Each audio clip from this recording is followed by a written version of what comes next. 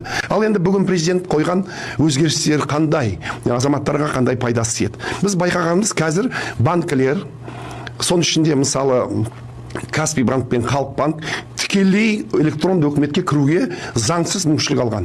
Заңсыз мүмкіншілік дейтін, оған ешқандай заңды негіз жоқ. Міне мысалы қазір қарап отырсаңыздар, Каспий банкте де, Халық банкте де ішіне кіретін болсаңыздар, электронды үкіметтен құжатты алып қарауға мүмкіншіліктер бар.